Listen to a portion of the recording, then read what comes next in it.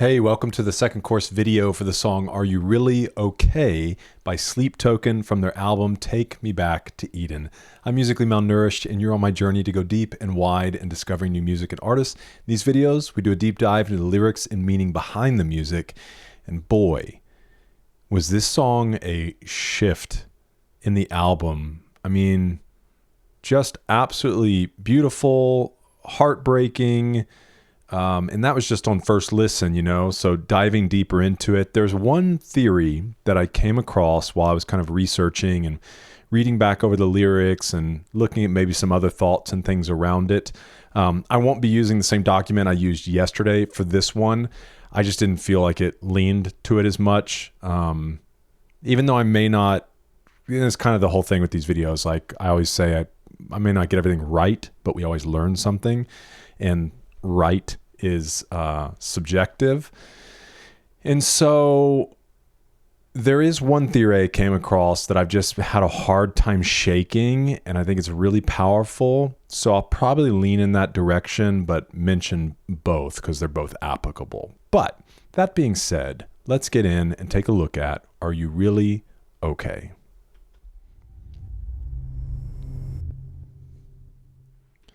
Okay. So I do want to see if we can zoom in on this art for a second, and maybe the best way to do this. Actually, you know what? I do think I have it right here. This would probably be the best way.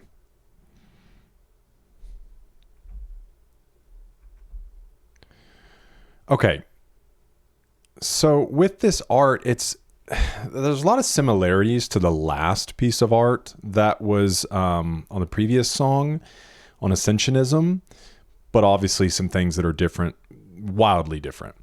So this female character who has these robotic spider-like legs, which it's kind of interesting too, because there's 4 legs, but each leg has 2 pincers or feet type things, which kind of equals 8. So it's reminiscent of a spider, but also could just be some other kind of bug or beetle or I don't know.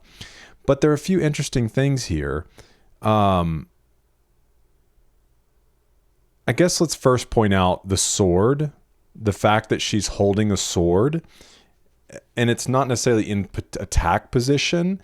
It reminds me of in video games, and we've talked about like Elden Ring and things on here, but most of the time in those games, the enemies are quite passive until you get close enough to them. So they just may be standing by, walking around, sleeping. So even in this sense, it's kind of like she's standing there, not quite attacking, but yet you can tell in a defensive posture, just letting you know like, hey, I do have a sword. The sword's not put away. It's brandished in a sense. And then obviously one of the other striking things here, which was hard to see unless you've kind of blown it up and seen it bigger, is, excuse me, the baby that's inside of this incubator, which I assume is like an exterior womb because it's also attached to her navel. So even obviously in the sense of a real baby that is inside the womb, it's the opposite. Right? The umbilical cord goes from inside the navel, or like, I'm sorry, the umbilical cord is attached to the baby's navel, but it's all interior. So obviously this is kind of pushed to the exterior. And I think the whole point here is this defensive posture in protecting this life. And I don't even know, the things in the back look kind of like the Game of Thrones throne. I don't know if those are feathers or blades. However, I know there's probably a lot more imagery going on here than I fully know how to explain, but those are the big ones to me. This female who's obviously in ways protecting this life and showing you like, I will fight for this life. And that leads us into the lyrics here. Now here, okay, sorry. Let me paint it this way as we're going into it. I first heard this song and immediately kind of thought about Vessel to Eden or whoever the character is, right? And I've tried to break out of thinking so linear a lot of times in reference to lyrics. I think most of the songs are from a perspective of Vessel's experiences. But even, I guess, spoiler alert, do you want to love me or do you wish that you loved me? I feel like is a song to himself, the struggle to love yourself. That's where I'll leave that for now until the second chorus on that song. But with this song, I immediately was thinking, okay, maybe he's talking about this person that he cares about, has this relationship with, who he's scared is going to end their lives, commit self-harm, and the desire to know, like, are you really okay, but kind of being left at arm's distance.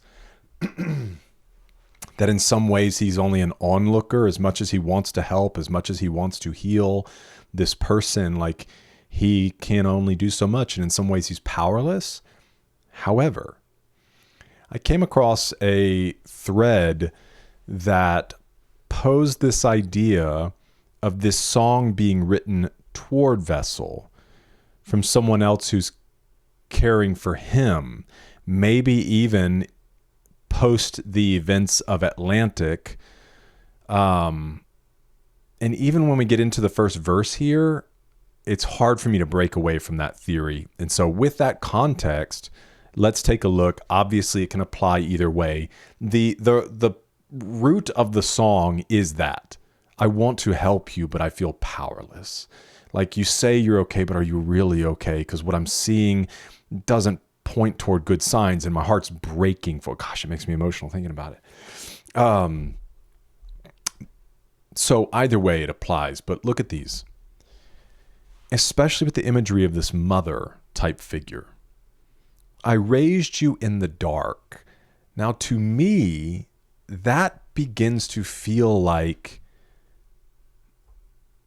a child in the womb, because in the womb, you're in the dark, and a mother is raising you in the dark in that time. Now, some other things said that maybe it pointed back to the other song in Dark Signs, where it says, I was raised, there were no street lights, just pitch black and passing headlights. So it definitely could be.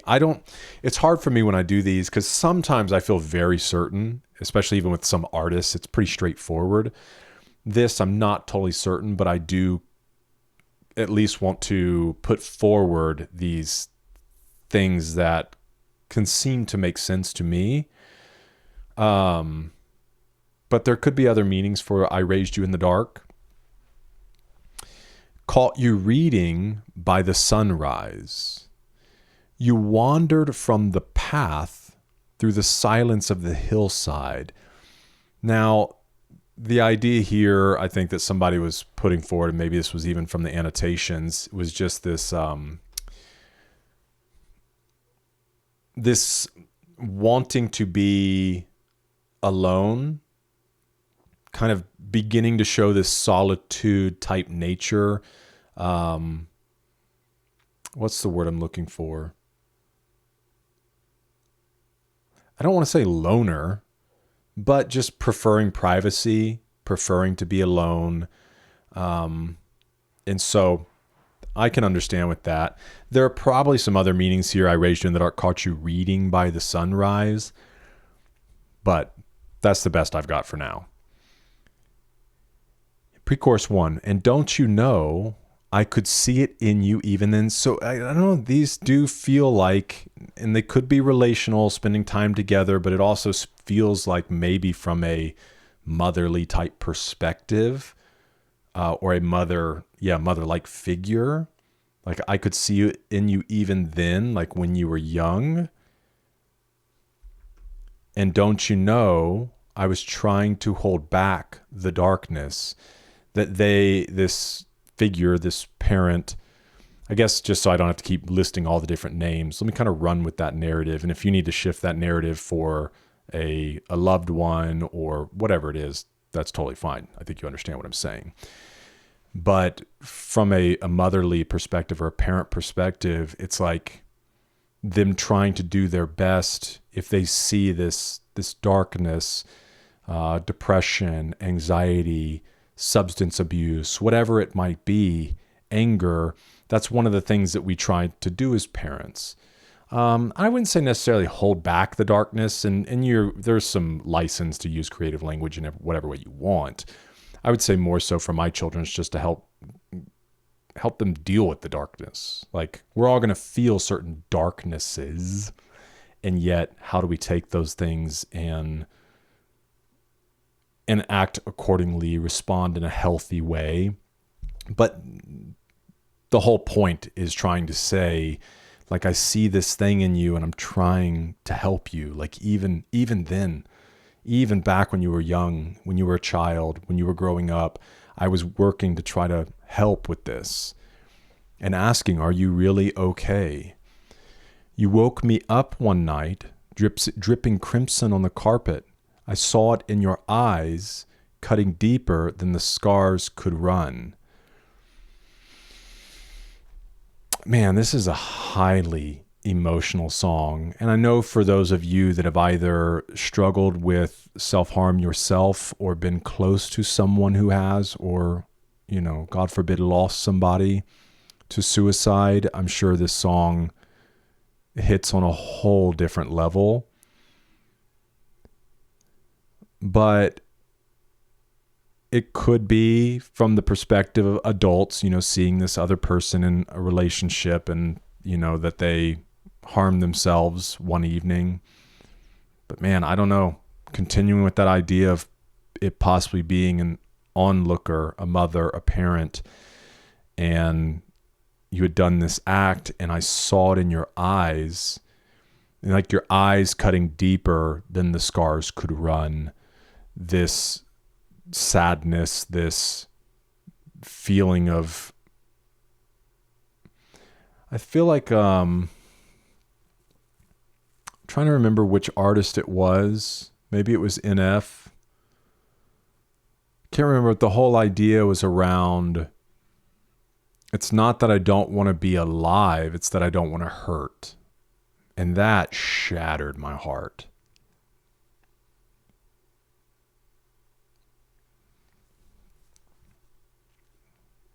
Just the idea that somebody thinks the best way out, the only way to find any kind of peace or help or healing is to just not exist. It's so sad. And it doesn't have to be the truth. And so don't believe that lie. I know it can feel so impossible. And I say I know, but I can only fathom because I haven't been there myself. But I'm telling you, it's not. And so don't rob yourself of what could be. And I think maybe part of it was Rin, because I started listening to Rin. And in one of his videos, it might be his 1 million subscriber video, or it might be in High Rin. I think it was in High Rin. That's what he talked about, that he wanted to take his own life. And thankfully he didn't, because when it felt impossible and he felt the pain would never end, he was also robbing himself of the opportunity that it could get better. So, anyways, gosh. Pre-chorus 2. And don't you know, I can see it in you even now. So I could see it in you even then. I can see it in you even now. And don't you know, I want to help you, but I don't know how. And this does kind of go back to Atlantic. I don't know if this is going to say this. No. Let's look up real fast.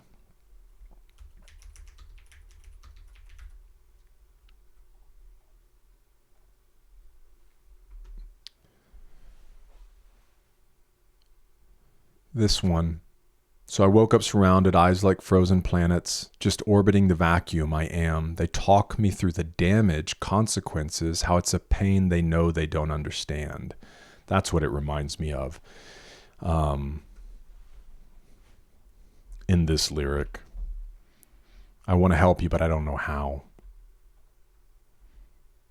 And are you really okay? Yeah. Are you really okay? And I cannot fix your wounds this time. But I don't believe you when you tell me you are fine.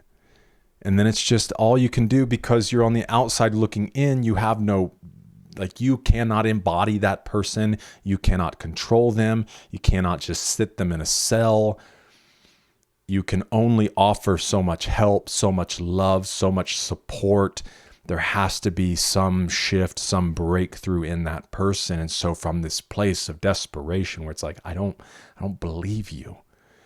Like, are you really okay? You say you're okay, but I don't believe you. And all they can do is plead with mercy. Please don't hurt yourself again. Just please don't hurt yourself again. Okay, I can't sit in this song for much longer. It's an absolutely beautiful and heartbreaking, just heartbreaking.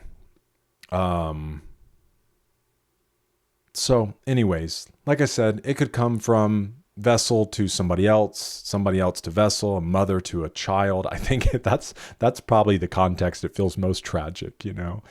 I'm a father. I know what the love of a father feels like. And the love of a mother, something fierce, something amazingly fierce. And so I could only imagine from a parent's perspective, a mother's perspective. Anyways, well, let me know your thoughts in the comments. Thanks for being with me for this one. Hope to see you in the next one, because we're eating good.